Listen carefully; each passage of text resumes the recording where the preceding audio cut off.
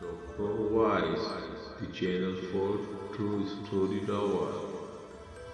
یہ کہانی فیس بک پیج جنات کی دنیا سے لی گئی ہے، جس کا لنک ڈسکرپشن میں موجود ہے۔ یتیم کا مال۔ پاکستانی نژاد رشین ڈاکٹر مریم ریاض بتاتی ہیں کہ میں نے قرآن مجید ترجمے کے ساتھ پڑھ رکھا ہے۔ میں نے سورہ نساء کے ترجمے میں ایک جگہ پڑھا تھا کہ جو لوگ یتیموں کا مال کھاتے ہیں اپنے پیٹوں میں آگ کے سوا کچھ نہیں کھاتے اور عنقریب بھڑکتی ہوئی آگ میں داخل ہوں گے۔ میں اس آیت کے ترجمے کو پڑھ کر سہم گئی تھی، کیونکہ میرے والد صاحب اور تایا نے اپنی چچا زاد بہن کا حق غصب کر رکھا تھا، جو کہ یتیم بھی تھی اور لاوارث بھی۔ مجھے یاد ہے جب وہ آخری بار اپنا حق مانگنے آئی تھی تو اس نے اپنے معصوم بچے کو اٹھا کر کاندھے سے لگا رکھا تھا، اور جیسے ہی میرے تایا کے سامنے اس نے اپنے حق کا مطالبہ کیا تو میرے تایا نے جانوروں کو ذبح کرنے والے چھرے سے اس پر وار کیا۔ چھرا اس کے بازو میں لگا اور گوشت کو ادھیڑتے ہوئے اس کی ہڈی تک جا پہنچا تھا۔ بچہ اس کے ہاتھ سے چھوٹ کر زمین پر گرا۔ وہ اپنی تکلیف بھول کر بچے کو سنبھالنے لگی، جلدی سے بچے کو اٹھایا اور گھر سے بھاگ گئی۔ اس دن کے بعد وہ کبھی اپنا حق مانگنے میرے والد صاحب یا تایا کے پاس نہ آئی۔ مجھے یاد ہے کہ اس کے گھر میں پٹی کے لیے پیسے نہ تھے، بلکہ کھانے تک کے لیے نہ تھے، تو پٹی کے لیے کہاں سے آتے؟ لہٰذا وہ درختوں کے پتے پیس کر ان میں ہلدی وغیرہ مکس کر کے بازو کے زخم والی جگہ پر لگاتی اور دوپٹے کی مدد سے باندھ دیتی۔ میرے والد صاحب کی چچا زاد بہن رشتے میں میری پھپھو تھی، مجھ سے محض 8-9 سال بڑی۔ اس کے والد صاحب کے فوت ہونے کے بعد زمین میرے دادا کے پاس آئی اور دادا کے بعد میرے والد اور چچا نے قبضہ کر لیا، جبکہ اس کی والدہ بھی اس کی شادی کر کے چل بسی۔ تو کچھ عرصہ بعد شوہر نے طلاق دے دی۔ اب اس کے قریب ورثاء میں سے ہم لوگ ہی بچتے تھے، لہٰذا وہ ہماری دہلیز پر آ بیٹھی، مگر میرے والد صاحب اور چچا نے اس کی کفالت سے انکار کرتے ہوئے اسے گھر سے نکال دیا۔ کسی نیک دل فیملی نے اسے اپنے گھر میں ایک کمرہ رہنے کے لیے دے دیا۔ جو بھی ہو سکتا اس کی مدد بھی کرتے اور اس کا خیال بھی رکھتے تھے۔ پھر وہ لوگ قریبی شہر منتقل ہو گئے۔ گھر میرے والد صاحب کی چچا زاد بہن کے سپرد کر گئے، اور میرے والد صاحب کی چچا زاد بہن نے لوگوں کے گھروں میں کام کر کے گزارا کرنا شروع کر دیا تھا۔ اسی دوران وہ اپنا حق مانگنے آئی تھی تو میرے تایا نے اسے چھرا گھونپ دیا تھا۔ اپنے حق کے بجائے وہ یہاں سے اتنا گہرا زخم لے کر گئی تھی کہ پلٹ کر کبھی اس نے دروازے کی طرف بھی نہ دیکھا۔ جس دن میں نے قرآن پاک کی اس آیت مبارکہ کا ترجمہ پڑھا، اسی دن میں نے فیصلہ کیا کہ اپنے والد صاحب اور تایا کو سمجھا بجھا کر ان کی چچا زاد بہن کو حق دلاؤں گی اور ان کو قائل کروں گی کہ وہ اپنی چچا زاد سے معافی مانگ لیں تاکہ روز محشر عذاب سے بچ جائیں۔ میں نے گھر پہنچتے ہی والد صاحب کا پوچھا تو وہ گھر نہیں تھے۔ میں تایا ابو کے پاس گئی تو وہ مل گئے۔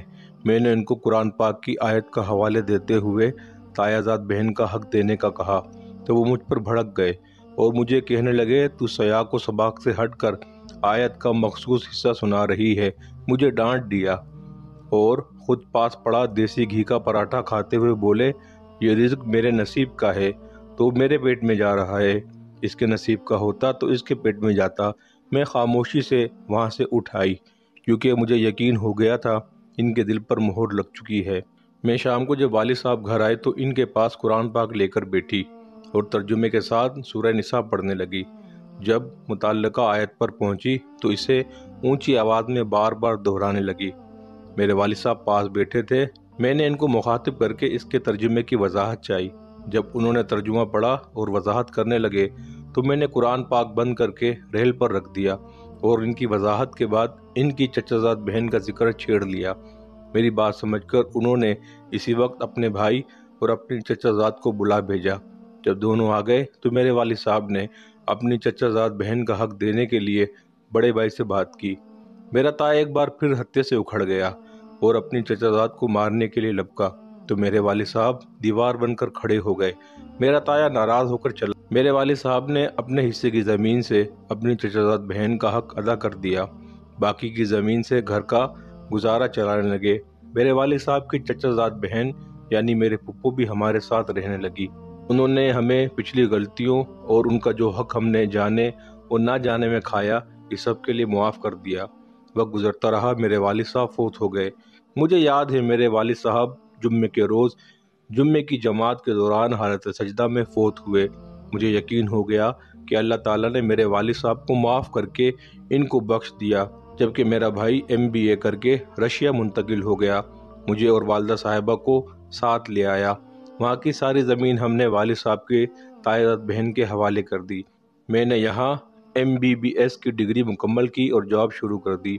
چند دن پہلے مجھے پتہ چلا کہ میرے تایا کی حالت انتہائی تشویشناک ہے، بچنے کے چانس نہیں، تو میں بھائی اور والدہ کے ہمراہ ان کی خیریت دریافت کرنے چلی گئی۔ یقین کریں وہ عجیب اذیت میں مبتلا تھے۔